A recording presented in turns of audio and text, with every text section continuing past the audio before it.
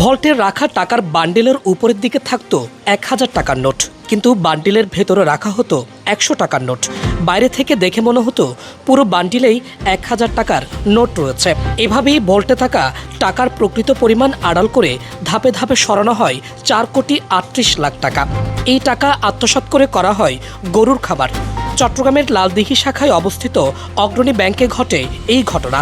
এই ঘটনায় ব্যাংকের ভল্টের দায়িত্বে থাকা কামরুল হাসান নামে কর্মকর্তা সহ দুজনকে আটক করেছে পুলিশ। জানা যায়, গেল 9 আগস্ট ব্যাংকের সারাদিনের কার্যক্রম শেষে ভল্টে থাকা নগদ হিসাবের মধ্যে ঘাটতি পাওয়া যায়।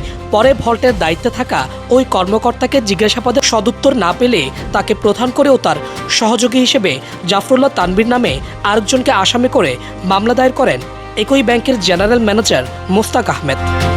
এমন নজিরবিহীন ঘটনায় ব্যাংকের গ্রাহকদের মাঝে তৈরি হয়েছে অনিশ্চয়তা। যেহেতু আসামি অ্যারেস্ট হয়েছে, এখানে প্রশাসন এবং সরকারের উচিত ইনস্ট্যান্ট রিকভারি, দেন সবাই নিশ্চয়তা পাবে যে হ্যাঁ ঠিক আছে আসামি গ্রেপ্তার হয়েছে, রিকভারি। এটা আইনের আওতা দিয়ে দীর্ঘ সময় যদি ব্যয় হয় তাহলে এতে আপনার অন্যরা এই সুযোগটা গ্রহণ করার জন্য অপরাধী আরও বাড়বে। সরাসরি ব্যাংকের কাউকে পাওয়া না গেলেও মুঠোফোনে কথা হয় কর্তৃপক্ষের সাথে। এই ঘটনায় এক ব্যাংক কর্মকর্তাকে বদলিয়েও 3 জনকে সাময়িক বরখাস্ত করা হয়েছে বলে জানান ওই কর্মকর্তা। ঘটনা করছে তাকে আইনের আওতায় নেওয়া হয়েছে এবং তাকে অ্যারেস্ট করে কোর্টে সোপর্দ করা হয়েছে। ঘটনা নিয়ে শুধু ইয়েকে বন্দী করা হয়েছে, দিদিন সাহেবকে বন্দী করা হয়েছে।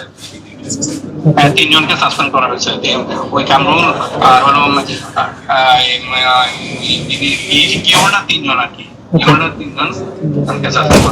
জানা যায়, ব্যাংকের টাকা আত্মসাৎ করে হাটহাজারী এলাকায় ঈশ্বর এগ্রো নামে একটি গরুর খামারে বিনিয়োগ করেন কামরুল।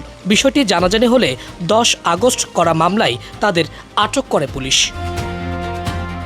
সাজ্জাদ হুসাইন, বাংলা নিউজ 24, চট্টগ্রাম।